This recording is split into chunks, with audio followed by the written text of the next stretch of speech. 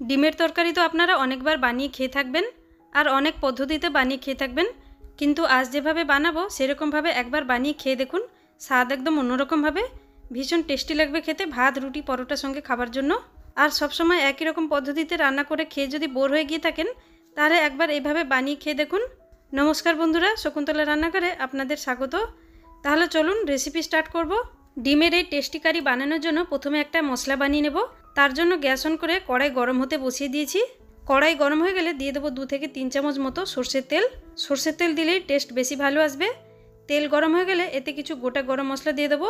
এখানে আমি নিয়েছি একটা তেজপাতা, একটা ছোট পিস ডালচিনি, আর তার সঙ্গে একটা বড় এলাচ, দুটো ছোট এলাচ, আর 7-8টা গোলমরিচ, 2-3টে লবঙ্গ। এসব কিছু আমি কিছু সেকেন্ডের জন্য তেলে ভেজে নেব।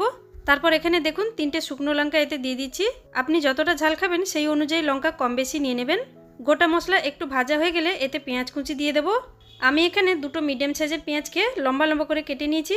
এখানে পেঁয়াজকে পুরোপুরি গোল্ডেন ব্রাউন হওয়া পর্যন্ত ভেজে নেব। আপনি চাইলে পেঁয়াজকে এখানে ডিপ ফ্রাইও করতে পারেন বেশি তেল দিয়ে। আমি এখানে অল্প তেলে পেঁয়াজ ভেজে ব্রাউন করে নেব।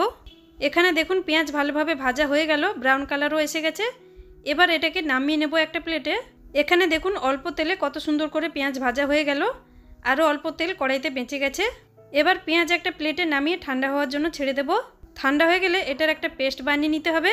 পেঁয়াজ ভাজা যতক্ষণ ঠান্ডা হচ্ছে ততক্ষণ এখানে আমি 5টা সেদ্ধ ডিম নিয়ে নিয়েছি। আপনি যতটা তরকারি বানাবেন ততগুলো ডিম এখানে নিয়ে নেবেন।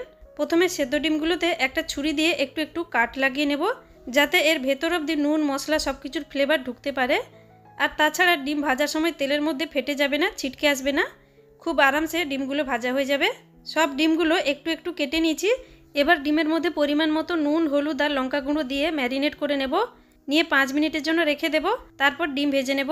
বন্ধুরা, আজকের রেসিপি ভালো লাগলে ভিডিওকে একটা লাইক করবেন, শেয়ার করবেন, আর চ্যানেলে নতুন হলে প্লিজ সাবস্ক্রাইব করে নিন। এখানে দেখুন ডিমের সঙ্গে সব কিছু ভালোভাবে মেখে নিয়েছি। এটাকে এখন সাইডে রেখে দেবো 5 মিনিটের জন্য। এদিকে পেঁয়াজ গরম মশলা ভাজা একেবারে ঠান্ডা হয়ে গেছে। এটাকে একটা গ্রাইন্ডিং জারে নিয়ে নিচ্ছি। তারপরেতে অল্প একটু জল দিয়ে একটা পেস্ট বানিয়ে নেব। এখানে দেখুন পেঁয়াজ আর গরম মশলার পেস্ট রেডি হয়ে গেল। এটাকে একটা বাটিতে বের করে নেব। তারপর সেই জারের মধ্যে টমেটো দিয়ে পেস্ট বানিয়ে নেব। এই ডিমের তরকারিতে টমেটো একটু বেশি দিতে হবে। এখানে আমি দুটো বড় সাইজের টমেটো রাফলি কেটে নিয়েছি। এই ডিমের তরকারিতে সব কিছু পেস্ট বানিয়ে নিতে হবে, তাহলে কোনো মশলা গোটা গোটা হয়ে থাকবে না। সেজন্য আমি এখানে গরম মশলা, পেঁয়াজ, টমেটো সব কিছু গ্রাইন্ড করে নিলাম। এবার এই টমেটো পেস্টের মধ্যে দেখুন কিছু গুঁড়ো মশলা অ্যাড করে দেব। প্রথমে দিয়ে দেবো 1 ছোটো চামচ কাশ্মীরি রেড চিলি পাউডার কালারের জন্য, আর তার সঙ্গে 1 ছোটো চামচ ধনে গুঁড়ো, আর দিয়ে দেবো 1/2 ছোটো চামচ জিরে গুঁড়ো, 1/2 ছোটো চামচ হলুদ গুঁড়ো, আর তার সঙ্গে 1 বড় চামচ কসুরি মেথি। এসব কিছু টমেটো পেস্টের সঙ্গে ভালোভাবে মিক্স করে নেব। কসুরি মেথি অবশ্যই দেওয়ার চেষ্টা করবেন, এতে খুব সুন্দর একটা ফ্লেভার আসবে।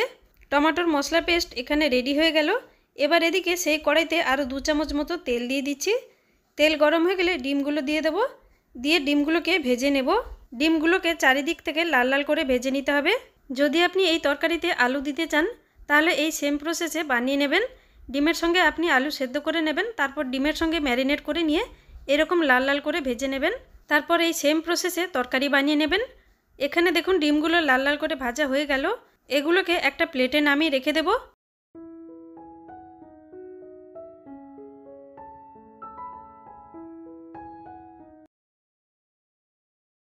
এবার দেখুন কড়াইতে যে তেল বেঁচে গেছে এতেই গ্রেভি বানিয়ে নেব। প্রথমে তেলের মধ্যে দিয়ে দেবো 1 বড় চামচ আদা রসুন বাটা।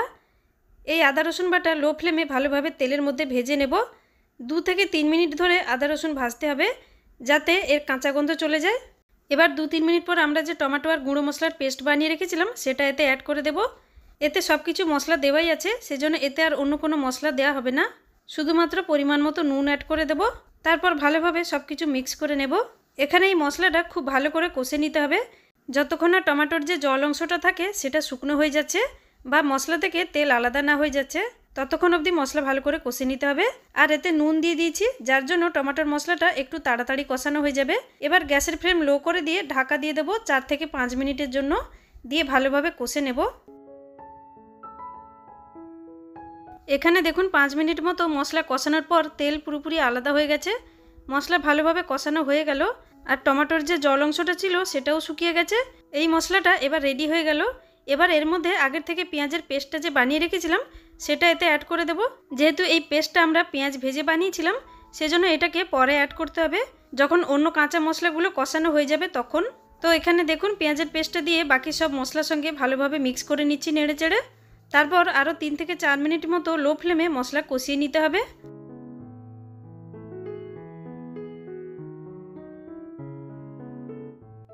যখন আপনার মনে হবে মশলাটা ড্রাই হয়ে যাচ্ছে, কড়াইয়ে নিচে লেগে যাচ্ছে, সে সময় আপনি অল্প একটু জল দিয়ে মশলাটা ভালো করে কষে নেবেন। আস্তে আস্তে দেখবেন মশলাটা কালার একেবারে চেঞ্জ হয়ে আসছে, তেলও মশলা থেকে আলাদা হয়ে যাবে। তাহলে জানবেন মশলাটা খুব ভালোভাবে কষানো হয়ে গেল। এখানে আমি আপনাদের 2-3 মিনিট পর দেখাচ্ছি। দেখুন মশলাটা আগে থেকে কালার চেঞ্জ হয়ে গেছে। এই সময় আরও একটু ঢাকা দিয়ে 2 মিনিট মতো মশলা কষে নেব। পেঁয়াজের পেস্ট দেওয়ার পর প্রায় 5 মিনিট মতো ধরে লো ফ্লেমে আমি মশলা খুব ভালো করে কষে নিয়েছি। এবার এর মধ্যে ভেজে রাখা ডিমগুলো দিয়ে দেব। দিয়ে আরও 2 মিনিট মতো মশলার সঙ্গে ডিমও কষে নেব, যাতে সব মশলার ফ্লেভারগুলো ডিমের মধ্যে ভালোভাবে এসে যায়।